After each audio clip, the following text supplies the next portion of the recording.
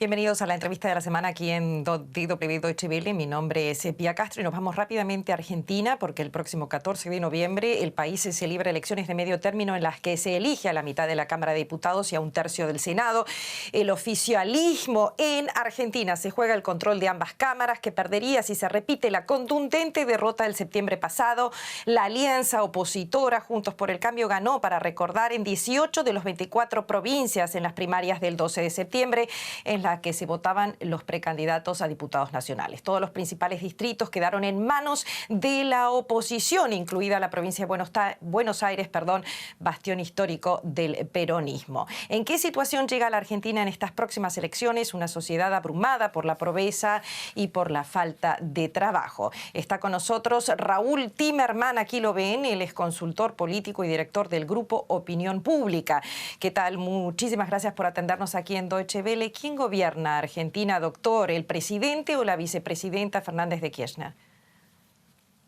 Bueno, no es esa buenos días a todos. No es esa la pregunta que hoy se hacen. En los grupos focales que nosotros venimos haciendo periódicamente con Sheila Wilker, hace un año la pregunta era ¿quién gobierna, el presidente o la vicepresidenta? La pregunta última es ¿quién gobierna? ¿Alguien gobierna?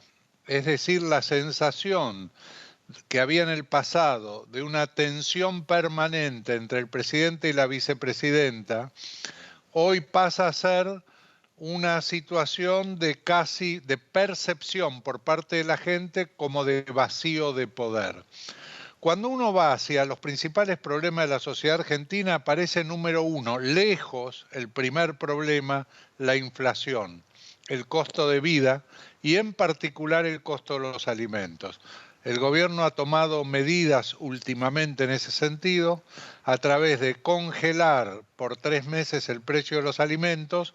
Congelar significa mantener el precio fijo en un país donde hay una inflación de aproximadamente entre el 3 y 3,5% mensual. Y ahora va por el mismo camino con los medicamentos, llegar a un acuerdo de precios con los medicamentos hasta el 7 de enero. Estas elecciones indudablemente son un punto de clivaje, digamos, donde después de haber ganado la presidencia Alberto Fernández en el 2019 por 48-40 en la elección general sin necesidad de llegar al balotaje, ahora han perdido en el país el Frente de Todos aproximadamente por 10 puntos y ha perdido en su bastión principal, la provincia de Buenos Aires, por 4,5 puntos. Se espera que las cifras se mantengan el día 14 más o menos en los mismos valores que se dieron el 12 de septiembre en las PASO. Doctor Timerman, con precios que aumenta, como usted ya dijo, entre un 3% y un 4% cada mes, casi la mitad de la población en Argentina ha caído por debajo de la línea de pobreza. Cuesta imaginar también cómo se desenvuelven los actores económicos en un país con 10 tipos de cambio distintos respecto al dólar. ¿Por qué la Argentina destruye su valor de moneda sistemáticamente a lo largo de los años y no le encuentra la vuelta a la inflación, que en muchos países en la misma o parecida situación que Argentina ha dejado de ser un problema? No lo sé, la verdad no lo sé, no soy un especialista en teoría económica, pero es verdad, la Argentina va a cumplir en el 2023, cuando se vuelva a elegir presidente, 40 años de democracia ininterrumpida. En estos 40 años la Argentina ha gastado cada vez más en asistencia social, desarrollo social, y cada vez tiene más pobres. Cada vez gasta un porcentaje mayor del Producto Bruto en educación y la calidad de la educación no mejora. Ha tenido la inflación más alta de América Latina con excepción de Venezuela. Ha tenido el crecimiento más bajo de América Latina también con excepción de Venezuela. Y no ha tenido periodo de estabilidad. El único periodo de estabilidad que tuvo fue durante la época de la convertibilidad, gobierno de Menem, ministro de Economía Domingo Cavallo, donde un peso era un dólar. Fue el único periodo de estabilidad. Fuera de eso, nunca hemos tenido estabilidad económica. Sí, se da una situación muy particular en este momento porque hay una recuperación de la economía real. Es decir, aumenta la producción agrícola ganadera, aumentan las exportaciones agrícola ganadera, van a ser este año las más altas de los últimos 15 años aproximadamente, aumenta la producción automotriz, la industria metalúrgica, o sea, hay un aumento de la actividad y por otro lado se ve también un aumento del consumo por parte de los sectores populares. Eso es así y realmente está ocurriendo. Ahora bien, nadie salió de la pobreza con un plan social. La única manera de salir con la pobreza es a través del trabajo. Y el tema de la generación de empleo genuino de trabajo por parte de la industria privada es un tema que va muy, pero muy lentamente. Doctor Timerman, hablando un poco de cómo está la situación allí en Argentina, no solo política y económicamente, sino cómo van a votar los ciudadanos el próximo fin de semana. ¿Usted cree que quizás el rol del gobierno ha sido en este tiempo no haber escuchado los pedidos de la ciudadanía frente para todos, junto con el pueblo, que es un poco la idea de esta ideología, o quizás la falta de credibilidad en donde el 32% de los ciudadanos no optaron por ir a las urnas las elecciones pasadas, a pesar de que el voto en Argentina es obligatorio? ¿Cuál ha sido esa discrepancia entre el gobierno y la gente, en definitiva?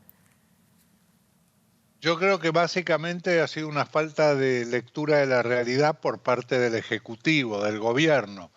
Es más, el oficialismo pensaba que ganaba las elecciones. Hicieron viajar a la vicepresidenta desde Calafate hasta el búnker del oficialista para festejar el domingo 12 de septiembre y se dieron cuenta de que estaban perdiendo solamente cuando empezaron a aparecer los cómputos.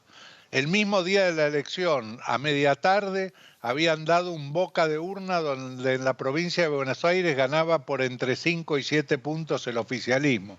Yo creo que hubo una falta de lectura de la realidad, punto uno. Segundo punto, se fue construyendo una falta de credibilidad a partir de acciones del Ejecutivo que fueron mal recibidas por la sociedad. Y se ha producido un poco un rechazo a los políticos tradicionales, así es como ha surgido la figura de libertarios como Javier Milei en la ciudad de Buenos Aires, que puede llegar a tener 16, 17, 18% de los votos en estas elecciones, con un discurso muy parecido al de Donald Trump o al de Bolsonaro, digamos, cosa que en la República Argentina no existía en el pasado. Hay una reflexión sobre esta situación, lo vemos no solamente en la Argentina, como usted está diciendo, en la Argentina no ha sucedido, pero lo vemos en otros países, esa sensación que tiene la gente de por fin se escucha lo que se debe decir. ¿Cuánto peligro hay en esto? No, yo creo que las sociedades no están en peligro en la medida que mantengan los sistemas democráticos. Digamos, si en la Argentina no se ha puesto en duda en ningún momento el funcionamiento de la democrática, o sea, de la democracia. Yo creo que en ese sentido no hay un peligro social. Ustedes fíjense que en el caso de Brasil, que ha elegido un presidente como Bolsonaro, en una circunstancia muy particular, donde el principal candidato, que era Lula da Silva, queda fuera por una cuestión judicial, es casi imposible que vuelva a reelegir como presidente. Es más, es posible que termine en los tribunales. O sea que la democracia defiende la vida de la sociedad. Y yo creo en ese sentido de que la Argentina vive un régimen democrático muy estable en particular, ¿no? Doctor Timerman, queremos entender cómo se ya están llevando este proceso de elecciones en estos momentos. La crisis económica no cede en el país. 4 de cada 10 personas son pobres, 18,18 millones de personas, es decir, sus ingresos son insuficientes para hacer frente a los gastos básicos. De ellos, casi 5 millones en Argentina están en una situación mucho más grave porque no cuentan con dinero suficiente para comprar alimentos y deben recurrir a los comedores gratuitos. En los barrios, militantes políticos y referentes a estos movimientos sociales afines al gobierno van casa por casa en busca de ese 32% de los argentinos que no optaron por ir a las urnas. Ellos decidirán el resultado electoral de las legislativas y con él el margen de maniobra del gobierno en los próximos años. Explíqueme, ¿qué prometen ahora y qué van a cumplir? No, básicamente el análisis que ha hecho el oficialismo es que si hubiera ido a votar toda la gente que votó en el 2019, seguramente el resultado hubiera sido diferente, pero hay que tener en cuenta que en la provincia de Buenos Aires es verdad, 900.000 personas que votaron en el 2019 por el oficialismo no fueron a votar. Hay un análisis de 30.000 mesas de votación que da ese resultado. Pero también es verdad que 400.000 personas que votaron al oficialismo en el 2019 fueron a votar y esta vez votaron a la oposición. O sea, no hay certeza que incrementando el número de votos se incremente el porcentaje del oficialismo. Yo creo que lo que está sucediendo es el resultado del hartazgo por parte de la población de esa grieta que existe entre el oficialismo y la oposición. Creo que esto se va a solucionar recién en las próximas presidenciales y se va a ir construyendo poco a poco una nueva mayoría del 60-65% entre sectores moderados del oficialismo y de la oposición, que es lo necesario para empezar a reconstruir el país. El país tiene una economía, efectivamente, como usted ha dicho, y desde el punto de vista social está con sus estructuras destruidas. Hay que reconstruirlo. ¿Resurge el macrismo? ¿Es esa la opción en Argentina, doctor? No, el macrismo no resurge, es más, Macri, la figura de Mauricio Macri es una figura que se está polarizando hacia la derecha y está quedando bastante aislada frente al jefe de gobierno de la ciudad de Buenos Aires, Horacio Rodríguez Larreta. Lo que resurge en la Argentina son sectores moderados, tanto en la oposición como creo yo va a ocurrir en el oficialismo. Y lo que resurge también es el tradicional partido radical, digamos, que obtuvo, básicamente la oposición es una coalición de dos partidos, el PRO y el radicalismo, más la coalición cívica de Lilita Carrió. Pero el Partido Radical, que ha sido uno de los partidos históricos en la República Argentina, ha aportado el 50% de los votos que obtuvo la oposición. O sea que para las próximas presidenciales, el Partido Radical dentro de Juntos va a presentar un candidato fuerte a la presidencia. Y yo creo que lo que hoy es oposición es posible que sea oficialismo a partir del 2023. Muchísimas gracias, doctor Timerman, por este tiempo desde Buenos Aires, Argentina, con su análisis político y también económico aquí en Deutsche Welle. Sus palabras se escuchan. Gracias. Muchísimas gracias a ustedes y tengan muy buenos días.